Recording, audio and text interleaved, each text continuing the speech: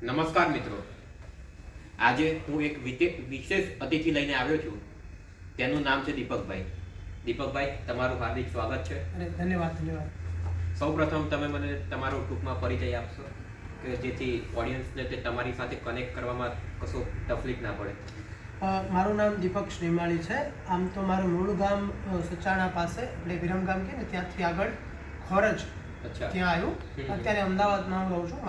હું music class ચલાવું પણ છું અને ત્યાં મારું ઘર છે, હું ત્યાં રહું છું. હાજી, હવે તમે પહેલાથી પ્રજ્ઞાચક્ષુ હતા જી. તો તમારે તે જ્યારે શું કહેવાય કે તમે સ્કૂલ લાઈફ જીવ્યા, હા, તો એમાં તમારો અભ્યાસ કરવામાં કઈ કઈ રીતની તકલીફો આવી અને તમારો અભ્યાસ કઈ રીતનો રહ્યો છે? એ તો હું આપને કહું કે એઝ અ બ્લાઇન્ડ પર્સન તમે નોર્મલ સ્કૂલમાં ના ભણી શકો, કારણ કે નોર્મલ આપ સૌની રીત અલગ હોય લખવાની. એટલે અમારી માટે એક સ્પેશિયલ સ્કૂલ છે અહીંયા Navrangpura, income tax school for the blind. હાજી. ત્યાંનો મને એડ્રેસ મળ્યું, કેમ કે સમજો કે જેવી પરિવાર મારો જન્મ થયો અને પરિવારમાં ખબર પડી કે ભાઈ બ્લાઇન્ડ છે, તો સ્વાભાવિક છે કે પરિવારવાળાને એક કહેવાય ને કે શોખ તો લાગવાનો. એટલે પણ મારા માતા પિતાએ મને ખૂબ સપોર્ટ આપ્યો અને આમ તો 5 વર્ષ સુધી મારી દવા થઈ, 5 થી 7 વર્ષ સુધી. પછી 7 વર્ષે હું સ્કૂલે ગયો, અહીંયા બેરામુંગા આનંદ શાળા નવરંગપુરા ઇન્કમટેક્સ પાસે. ત્યાં મેં 1 થી 12 ધોરણ સુધી અભ્યાસ કર્યો. સ્વાભાવિક છે કે બ્લાઇન્ડ મિત્રો કઈ રીતે લખતા હશે કે એની આખી વાત એવી છે કે અમારી સ્કૂલમાં બ્રેલ લિપિમાં શીખવાડવામાં આવે છે, જે લુઈ બ્રેલ જેનું આવિષ્કાર કર્યું અમારી માટે. તો એમાં જ અમે લખતા હોઈએ છીએ, એમાં જ વાંચતા હોઈએ છીએ ને એના આધારે મેં 1 થી 12 સુધી અભ્યાસ કર્યો. સાથે સાથે રેકોર્ડિંગ કરીને પણ અમે સાંભળતા હોઈ અને એના માટેના ડિવાઇસ સાથે રાખીને 1 થી 12 સુધી અભ્યાસ કર્યો. એટલે અમારો ટૂંકમાં પરિચય છે. અચ્છા, ઓકે. તમે એક દવાની વાત કરી 5 થી 7 વર્ષ સુધી. જી. એ તે શું હતું? એકચ્યુઅલી એવું હતું કે જ્યારે લોકોને ખબર પડી કે બ્લાઇન્ડનેસ છે, એટલે ઘણા લોકો તમારા જેવા કોઈ મિત્રો હોય એમને કીધું કે ભાઈ આ દવાખાને લઈ જાઓ, ત્યાં સારું થશે. એવા લગભગ અમદાવાદના લગભગ દવાખાના અમે બધા ફર્યા. પછી મોરબી સાઈડ પણ 4-5 દવાખાના અમે ફર્યા. અહીંયા સુરત સાઈડ ઘણી જગ્યાએ ગયા, પણ મોરબીમાં એક બીજા ડૉક્ટર અમને મળ્યા છેલ્લે. એમને મળ્યા તો એમણે મને એવું કીધું મારા પપ્પાને કે હવે જો આનું કંઈ થશે નહીં, કારણ કે આને કોર્નિયાનો પ્રોબ્લેમ છે, કીકીનો. નાનપણમાં હવે અત્યારે અને બીજું શું નેત્રમણી છે નહીં, તો કંઈ થશે નહીં આનું, અને તમે વધારે હેરાન ના કરશો.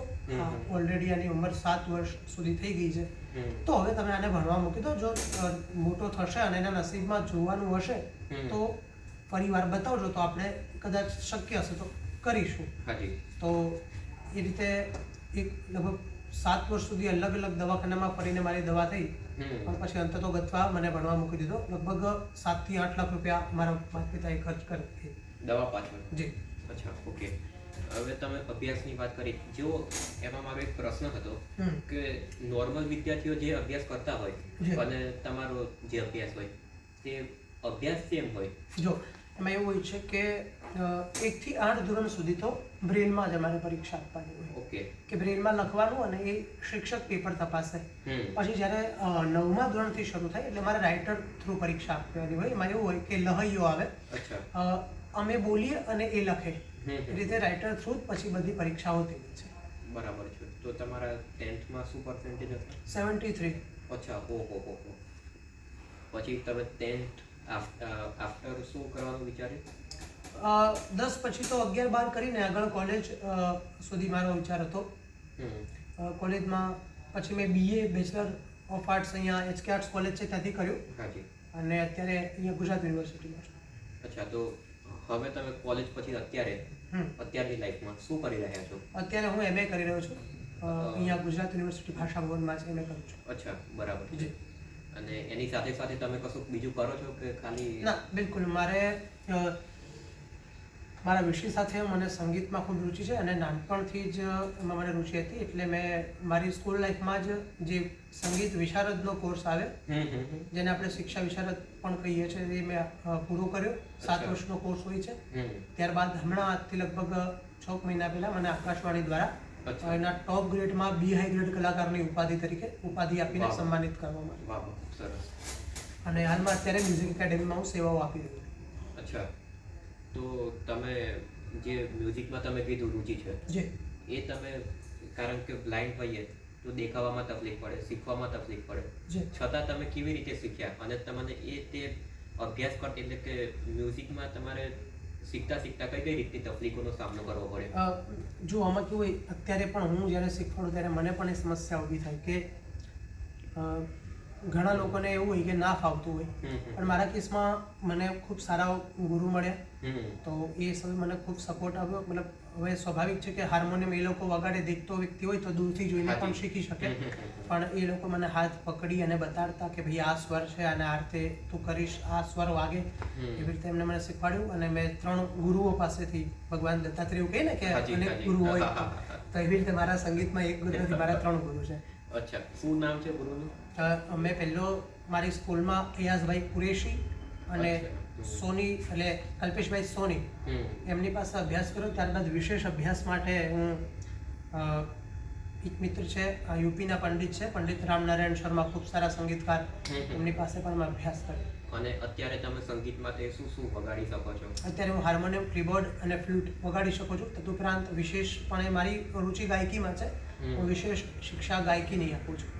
અચ્છા, હવે તમારો અત્યારે તમે MA કરી રહ્યા છો. જી.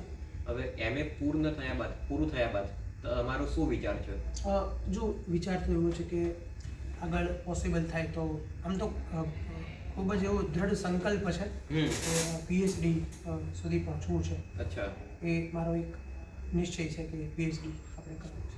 અચ્છા, હવે તમારે તે આ તો આપણે વાત કરી અભ્યાસની, અને એની સાથે સાથે દૈનિક જીવનમાં પણ ઘણી સમસ્યાઓ આવતી હોય છે કે સવારે ઉઠીએ ત્યારે કે જમીન કઈ બાજુ છે, પછી તે બ્રશ કરવા જઈએ તો બ્રશનું તે શું કહેવાય, વોશ બેરિંગ કઈ બાજુ છે, નાવાનું બાથરૂમ કઈ છે, ત્યાંથી તે તૈયાર થઈને રસ્તા પર ગયા તો રસ્તો કઈ બાજુ છે, ત્યાંથી તમે BRTSમાં આવો છો તો ત્યાંથી સ્ટેશન પર પહોંચવાનું હોય, એટલે કે રિયલ લાઈફમાં તમને કઈ કઈ પ્રોબ્લેમનો સામનો કરવો પડે છે? રિયલ લાઈફમાં ઘણી વખત એવું થતું હોય કે જ્યારે પહેલાં શરૂઆત, તમે સમજો કે કોઈ વ્યક્તિ, હું એવું માનું છું કે પહેલાં બ્લાઇન્ડ ના હોય અને પછી બ્લાઇન્ડ થાય ને તો એને બહુ અગવડતા પડે, કારણ કે દુનિયા જોઈ અને પછી નહીં જોઈ શકે, એ વાતથી બહુ તકલીફો ઊભી થાય છે. જ્યારે હું તો બાય બર્થ બ્લાઇન્ડ છું, એટલે નો ડાઉટ મને શરૂઆતમાં બધી વસ્તુમાં તકલીફ પડે કે ભાઈ વોશ બેસિન ક્યાં છે, મારે મતલબ ક્યાંય જવું હોય તો પહેલાં તો ઘરનો કોઈ હાથ પકડીને લઈ જાય તો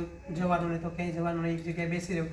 પણ પછી ધીરે ધીરે મને મારા ઘરના હોય પણ બધાએ ટેવ પાડી કે ભાઈ આ જગ્યા છે ગામડે, કેમ કે ગામડાનું જીવન બહુ અટપટું હોય, તેના રસ્તા બધી રીતે, તો એ લોકોએ મને ખૂબ સપોર્ટ કરીને બધું બતાવ્યું.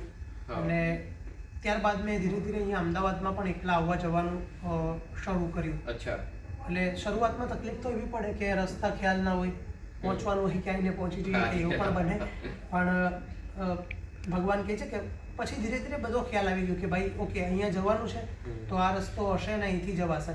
બીજું ત્યાં આવતી સુગંધોના આધારે અમે નક્કી કરી કે ભાઈ અહીંયા હવે આ વસ્તુ આવી ગઈ, કેમ કે અમુક જગ્યાએ અમુક પ્રકારની ખાસ સુગંધ કે દુર્ગંધ આદિ આવતું જ હોય છે, તો અમુક સુગંધોના આધારે નક્કી થાય કે ભાઈ અહીંયા હવે આ જગ્યા છે તો અહીંયા આવી ગઈ. BRTSમાં બહુ બધો ભીડનો મતલબ ક્રાઉડ હોય તો આપણે ખબર પડી જાય કે ઓકે આ બસ સ્ટેન્ડ છે, અહીંયા બહુ બધી પબ્લિક છે, અને તો બી ખબર ના પડે તો કોઈને પૂછી લઈએ, અને બસના અવાજથી એવો ખ્યાલ આવી જાય કે ભાઈ આ બસ આવી છે એમ, કારણ કે પ્રત્યેક બસના સાયલેન્સરના અવાજથી મને તો ખબર પડી કે ભાઈ આ નંબરની બસ છે.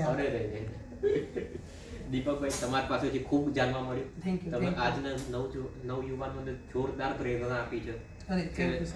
આજના નવયુવાન તે સવારે ઉઠેલે મોબાઈલ દર્શનમ, ખાતા પીતા સ્ટેટસ દર્શનમ અને ફરતા ફરતા ઇન્સ્ટાગ્રામ, વોટ્સઅપ, આખો એટલે કે આખો દિવસ જ ફોનમાં જ લાગેલા હોય છે. કશું બે આંખો, બે પગ બધું હોવા છતાં પણ કશું કરી શકતા નથી. એની જગ્યાએ તમે જોરદાર તેમને ખૂબ સારો સંદેશો આપ્યો છે, અને મને પણ તમારી પાસેથી ખૂબ જાણવા મળ્યું. Thank you. તમારો ખૂબ ખૂબ આભાર. અરે થેન્ક યુ, આપનો ખૂબ ખૂબ ધન્યવાદ. Thank you. અસ્તુ.